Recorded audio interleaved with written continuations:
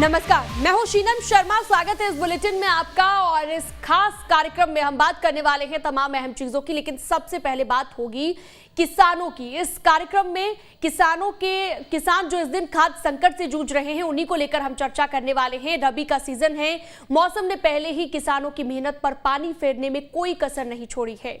अब खाद की किल्लत रही सही कसर निकालने को तैयार है। सत्ता पक्ष का यह दावा है कि एमपी में खाद की कोई समस्या नहीं है, तो दूसरी तरफ विपक्ष के अपने आरोप है। और खाद पर सियासी फसाद के बीच सच्चाई यह है कि मध्य प्रदेश का किसान मुट्ठी भर खाद के लिए खून पसीना बहाने को मजबूर है। आज चर्चा इसी मसले को लेकर कि क्या मध्य प्रदेश में वाकई में खाद की किल्लत है, खाद की किल्लत की वजह कालाबाजारी है, या फिर डिमांड और सप्लाई की चेन में कोई गड़बड़ी है। इस मसले पर बातचीत के लिए हमारे साथ मेहमानों का एक खास पैनल मौजूद रहेगा, लेकिन उससे पहले एक रिपोर्ट आपको दिखाते हैं।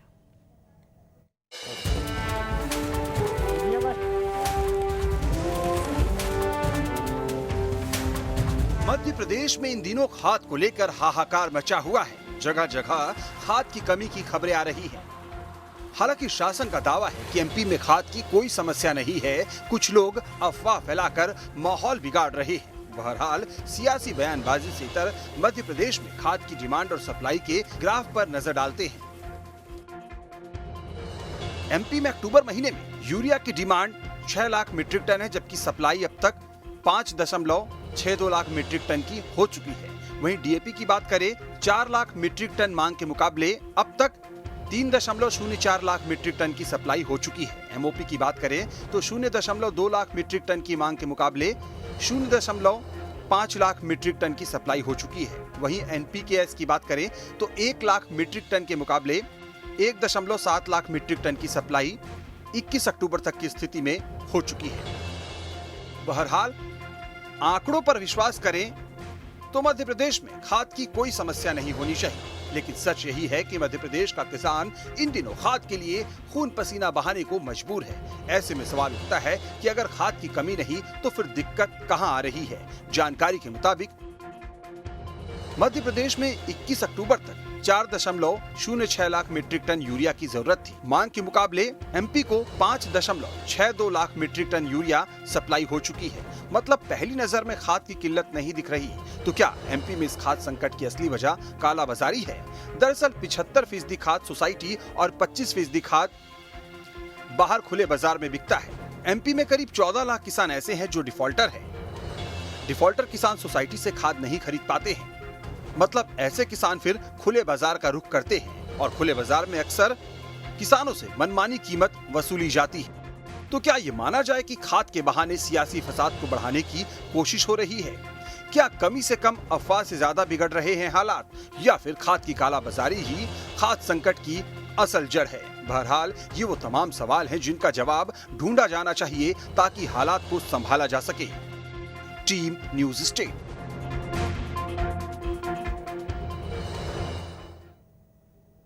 तो इसी पर चर्चा हम करेंगे कि क्या वाकई में खाद की किल्लत है या फिर कालाबाजारी की वजह से किसानों को दिक्कत आ रही है, क्योंकि मुश्किलें किसानों के लिए पहले ही कम नहीं है। रबी की फसल की बुआई का भी सीजन है और ऐसे में खाद कितनी महत्वपूर्ण हो जाती है उनके लिए, ये आप खुद अंदाजा लगा सकते हैं।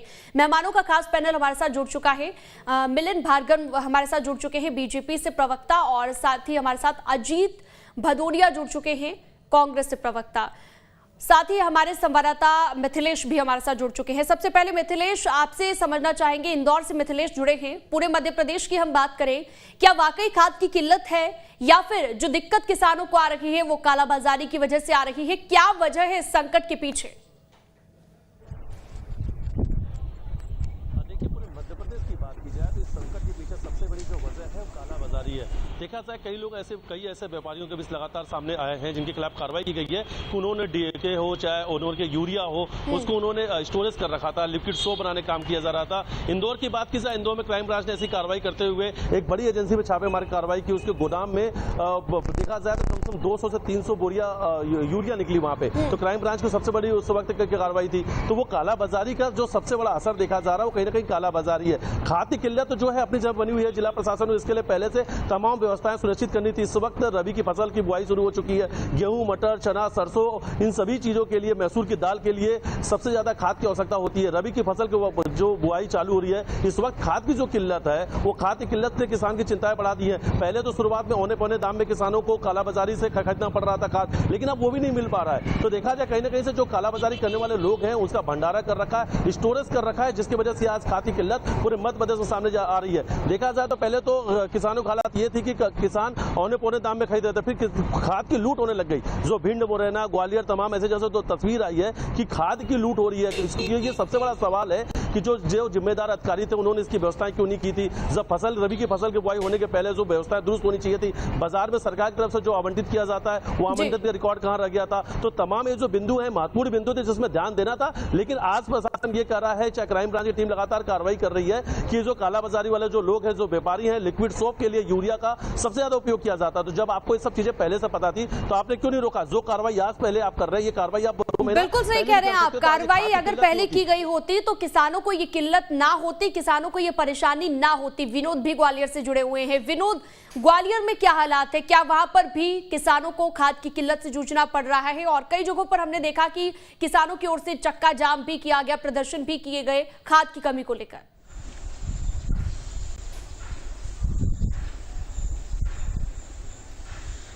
देखिए, अगर हम पूरे ग्वालियर चंबल अंचल की बात करते हैं तो कालाबाजारी पकड़ने की शुरुआत ग्वालियर से ही हुई थी। पुरानी छावनी इलाके में एक पूरा की पूरा ट्रैक्टर भर के जा रहा था। अब मुरैना जा रहा था या मुरैना के किसी दूसरे आसपास ब्लॉक में जा रहा था, ये पूरा जांच का विषय था। लेकिन वो ट्रैक्टर पूरा पकड़ा गया, उनके पास कोई दस्तावेज नहीं थे। और खाद में ऐसा नियम है कि एक जिले से दूसरी जिले में कहीं भी इसका निर्यात नहीं किया जा सकता, क्योंकि सरकार का ये सिस्टम है कि वो जिले बाई जिले एक कोटा निर्धारित करते हैं और वो सरकारी वाहनों से उसका वहां पर ट्रांसपोर्टेशन किया जाता है। बावजूद इसके ट्रैक्टरों में खाद ले जाया गया तो उसको वहां पकड़ा गया। उसके बाद भिंड में एक छापेमारी हुई है। भिंड में 1000 से ज्यादा बोरी पकड़ी गई। पुलिस और प्रशासन ने एक गोदाम पे छापा मारा। कल ग्वालियर में भी इसी तरह की 2 दिन पहले एक कार्रवाई हुई है, वहां भी बड़ी संख्या में खाद की बोरियां पकड़ी गई हैं। दूसरी तरफ हम ये देख रहे हैं कि जो खाद वितरण केंद्र है वहां पर किसानों की लाइनें लगी हुई हैं। वो अगर 25 बोरी मांग रहा है तो उसको 5 बोरियां मिल रही हैं। और जो खाद की बोरी 1205, 1210 रुपए की रेट है, वो 1400 रुपए में किसान खरीद रहा है। तो कहीं ना कहीं इसको लेके कालाबाजारी पर सवाल उठ रहे हैं और कालाबाजारी हो रही है। इसकी तस्वीरें कैमरों में रिकॉर्ड हो चुकी हैं। बिल्कुल, और इसके लिए ध्यान देने की जरूरत है। और शासन प्रशासन अगर ध्यान नहीं देगा तो ऐसे कैसे चलेगा? आने वाले वक्त में दिक्कतें किसानों की और ज्यादा बढ़ सकती है। जितेंद्र भी भोपाल से जुड़े हुए हैं। जितेंद्र, राजधानी में क्या स्थिति है? राजधानी भोपाल की हम बात करें, यहाँ पर भी क्या किसानों को इसी तरह की दिक्कतें आ रही हैं? बिल्कुल, देखिए शिवम, अगर हम बात करेंगे तो मध्य प्रदेश में एक तो बेमौसम बारिश हुई। उस बारिश के चलते कई ऐसी फसलें थी जो पूरी तरह से खराब हो गई। किसानों के पास पहले से ये चिंता है। इस चिंता के अलावा किसानों के सामने एक और बड़ी चिंता खड़ी हुई है और वो है खाद की, क्योंकि खाद इतनी आसानी से मिल नहीं पा रहा है जितने दावे किए जा रहे हैं। खाद की जिस प्रकार से कालाबाजारी चल रही है, दुकानदार जिस प्रकार से खाद की कालाबाजारी कर रहे हैं और किसानों को दुगने दामों पर खाद उपलब्ध करा रहे हैं, वो वाकई में कहीं ना कहीं चिंता का विषय है। हालांकि इस पूरे मामले को मध्य प्रदेश की सरकार ने संज्ञान में लिया है। खुद कृषि मंत्री कमल पटेल, आपने देखा था 2 दिन पहले मैदान पे उतरे थे, ग्राउंड पे उतरे थे और ऐसी जहां जहां से उन्हें सूचना मिल रही थी कि जिस दुकान में कालाबाजारी की शिकायतें आ रही है वहां पहुंचे और कई दुकानदारों पर कार्रवाई भी उन्होंने की है। तो यहाँ पर देखिए, खुद सरकार के मंत्री भी अब मैदान में उतर चुके हैं ताकि जो खाद की कालाबाजारी है उसे कहीं ना कहीं रोका जा सके। भोपाल की हम बात करें तो भोपाल के जो ग्रामीण इलाके हैं जहाँ पर हाल ही में फसल काफी खराब हुई है और ऐसे में वहाँ जो खाद मिलता था वहाँ भी इसी तरह की जो सूचनाएं थी वो सामने निकल कर आई, जिसके बाद जिला कलेक्टर ने भी इस पूरे मामले को संज्ञान में लिया है और यहाँ पर निर्देश भी जारी कर दिए गए हैं। और देखिए, आने वाले समय में सरकार पूरी तरीके से यहाँ पर कटिबद्ध नजर आ रही है, क्योंकि ये साफ कहा जा सकता है कि अगर आने वाले दिनों में खाद की जो किल्लत है वो इसी तरह से बढ़ती रही तो ऐसा ना हो कि मध्य प्रदेश में, क्योंकि पहले भी आप देखिए कई ऐसी बड़ी कार्रवाई की जा चुकी हैं जो किसानों के साथ इस तरह की हरकतें करते हैं, तो रासुका जैसी कार्रवाई तक करने की जो तैयारियां हैं वो यहाँ पर की जा रही है। लेकिन वर्तमान की अगर हम बात करें तो वर्तमान में कहीं ना कहीं मध्य प्रदेश में जो किसान है वो इस समय खाद की काफी ज्यादा डिमांड कर रहा है और उसे खाद उतनी अच्छे से उपलब्ध नहीं हो पा रही है। बिल्कुल, काफी डिमांड है और सप्लाई कितनी है ये भी निर्भर करता है। और अगर हम आंकड़ों की बात करें तो आंकड़े जो है ये बताते हैं कि डिमांड और सप्लाई में ज्यादा फर्क नहीं है, आंकड़ों के मुताबिक किसी तरह की कोई दिक्कत नहीं होनी चाहिए अगर हम आंकड़ों के लिहाज से बात करें। हमारे साथ बीजेपी से मिलन भार्गव भी जुड़े हुए हैं। मिलन जी, आपसे समझना चाहेंगे क्यों किसानों को ये दिक्कत आ रही है? अगर डिमांड और सप्लाई पूरी तरीके से हो रही है, यानी कि जितनी डिमांड है उससे ज्यादा सप्लाई हो रही है खाद की, तो आपूर्ति किसानों को क्यों नहीं हो पा रही है? देखिए, मध्य प्रदेश में किसान आधारित सरकार है। किसान पुत्र मुख्यमंत्री शिवराज सिंह चौहान जी की सरकार है। ये गरीब की सरकार है, दलित की सरकार है। देखिए, जिस प्रकार की बातें कही जा रही है, प्रोपेगेंडा की तहत की जा रही है। मध्य प्रदेश में पर्याप्त मात्रा में खाद उपलब्ध है, बीज उपलब्ध है। किसानों की जो जरूरतें हैं वो मध्य प्रदेश में प्राथमिकता के आधार पर पूरी की जाती है। देखिए, अभी आपके ही संवाददाता ने बताया कि मध्य प्रदेश के जो कृषि मंत्री हैं, चाहे मुख्यमंत्री जी हो या देश के कृषि मंत्री हो, मध्य प्रदेश से ताल्लुक रखते हैं। देखिए, बहुत ही संवेदनशीलता के साथ इस विषय को लेकर आगे बढ़ रहे हैं।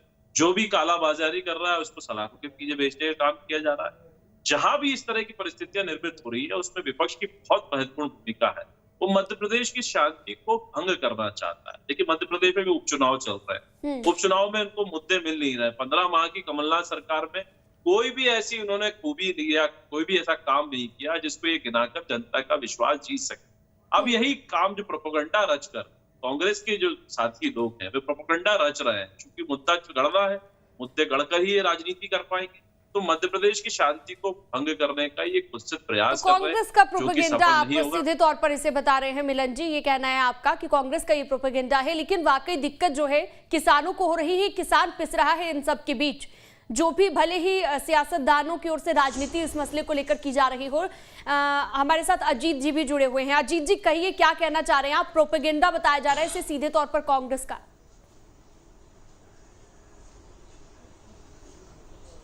देखिए सीनम जी, सबसे बड़ी बात तो है आप अपनी रिपोर्ट का आकलन करिए, न्यूज स्टेट की रिपोर्ट का आकलन करिए। आपने मध्य प्रदेश के तीनों संभाग से आपके तीनों संवाददाताओं ने रिपोर्टिंग की, उसका क्या कंक्लूजन निकल के आया? साफ कोई से बात है कि खाद का वितरण प्रॉपर नहीं हो पा रहा, कालाबाजारी चरम पे है और इस सब में सरकार फेलुअर हो चुकी है। अब बात कर लें आप कि कांग्रेस के ऊपर ठीक रहा तो ये पंडित जवाहरलाल नेहरू के समय से फोड़ते चले आ रहे। ये आज इनकी सारी असफलताएं पूरी कांग्रेस ने कर दी। अब और किस किस को असफलताओं को छुपाएंगे कांग्रेस के नाम पे, अब मैं इस पर चर्चा कर लेता हूँ। आप खाद की किल्लत प्रारंभ हुई देश के कृषि मंत्री नरेंद्र सिंह तोमर के क्षेत्र चंबल से। अब आप आइए, वहां से चालू हुई मुख्यमंत्री के क्षेत्र सीहोर में खाद की किल्लत, रात भर लोगों को लाइन में लगा रहना पड़ रहा, वहां पे पुलिस के डंडे खाने पड़ रहे। कल्ली की ताजा घटनाक्रम में फोटो विजुअल आए, आज मीडिया के सामने सबके सामने आए।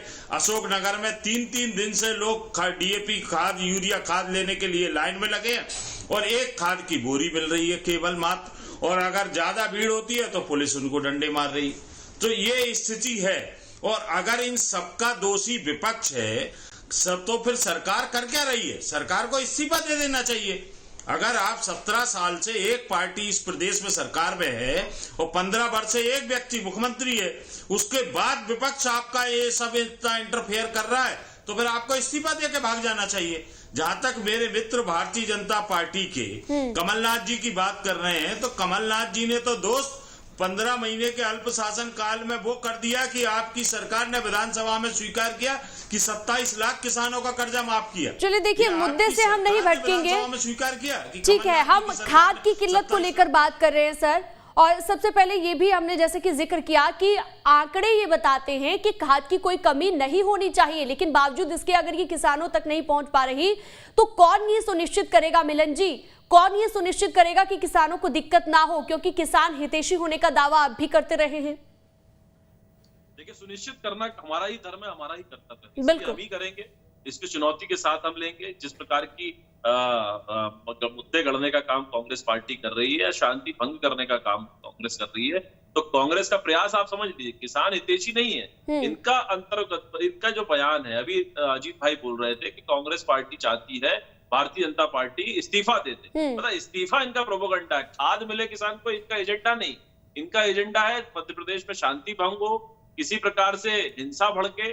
देखिए, जिस प्रकार से एकदम से मांग बढ़ी है, मांग बढ़ने के बाद एक एक प्राथमिकता के आधार पर, क्षेत्र के आधार पर खाद वितरण किया जा रहा है। उस वितरण प्रणाली में भी कई प्रकार से कांग्रेस के कार्यकर्ता घुसकर जो किसान के भेष में, जो क्योंकि कांग्रेस कार्यकर्ता आजकल बहरूपीय हो गए, कभी किसान बन जाते हैं, कभी कुछ बन जाते हैं। अच्छा। तो ये बहरूपीय शांति भंग कर रहे हैं, ये लड़ाई करवाना चाह रहे हैं, ये सरकार को कहीं ना कहीं मान अपमान इनका नीचा दिखाना चाह रहे हैं, मध्य प्रदेश की शांति को भंग कर तो आपका ये कहना है कि ये जो ठीक है कि बहरूपी बनकर कांग्रेस पर सीधे तौर पर आप आरोप लगा रहे हैं, यानी कि जो दिक्कत आ रही है कहीं ना कहीं सीधे तौर पर इसका कनेक्शन कांग्रेस से निकलकर सामने आ रहा है। बोलिए अजीत जी।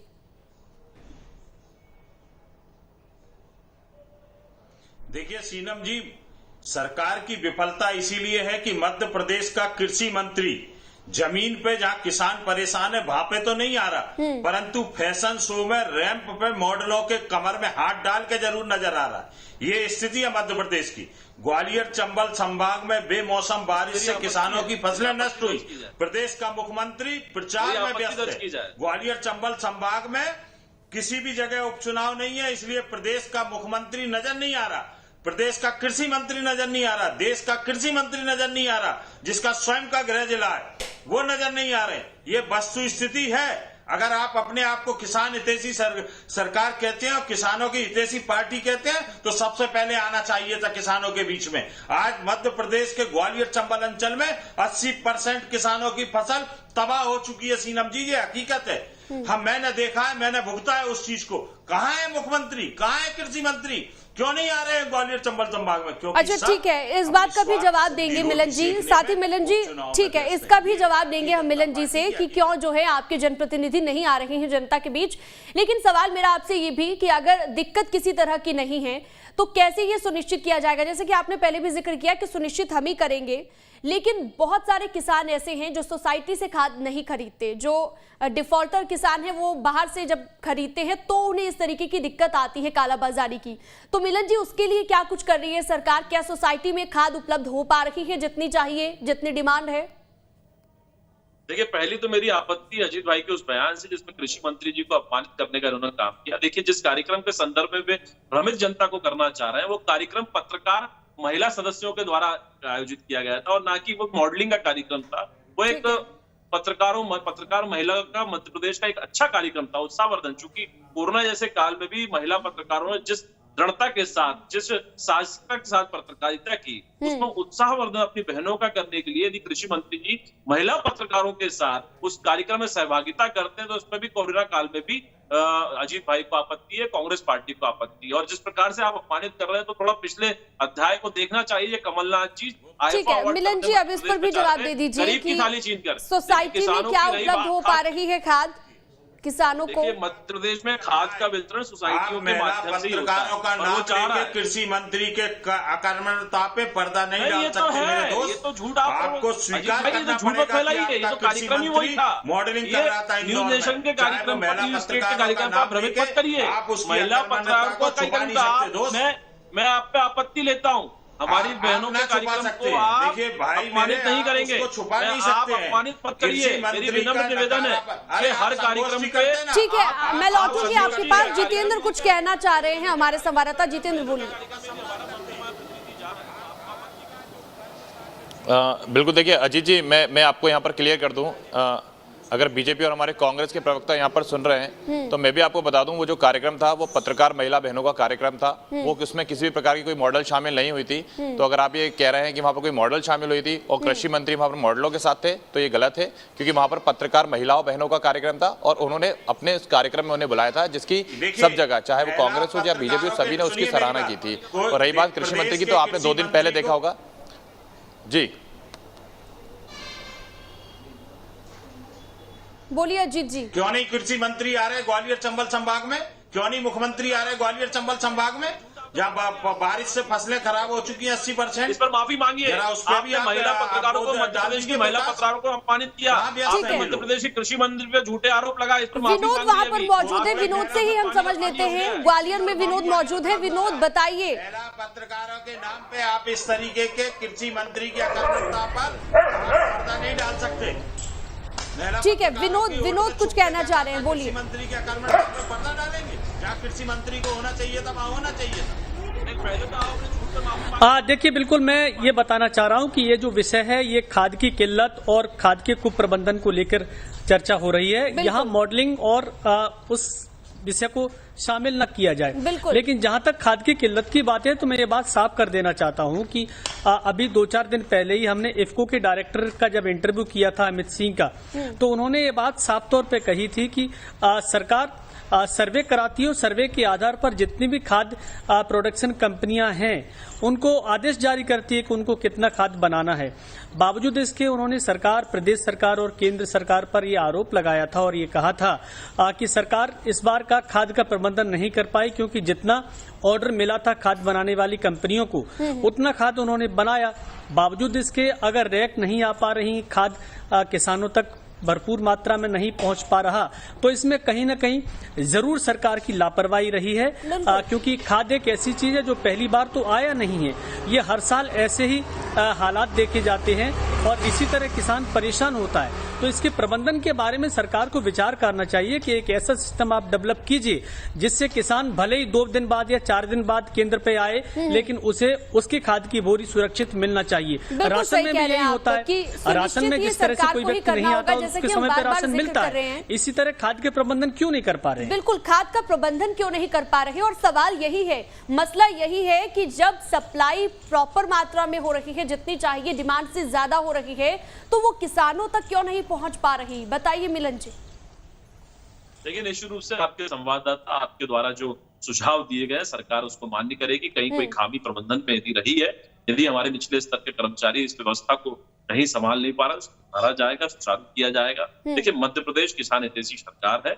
हम किसान सम्मान निधि भी देते हैं, हम किसानों को पर्याप्त मात्रा में बिजली भी दे रहे हैं, हम पर्याप्त मात्रा में सिंचित भी कर रहे हैं उनके खेत में। देखिए, मध्य प्रदेश ने कृषि कर्मण अवार्ड ऐसे ही नहीं जीते, यही कांग्रेस सरकार थी जिनके प्रधानमंत्री मनमोहन सिंह जी द्वारा मध्य प्रदेश को बार बार कृषि कर्मण अवार्ड मिला। देखिए, मध्य प्रदेश में किसानों को लेकर जो संसाधनों की कमी है और संसाधनों को पूरा करने का जो माननीय मुख्यमंत्री द्वारा लिया, तो आप मानते हैं कि किल्लत है और खाद की कमी से जूझ रहा है किसान?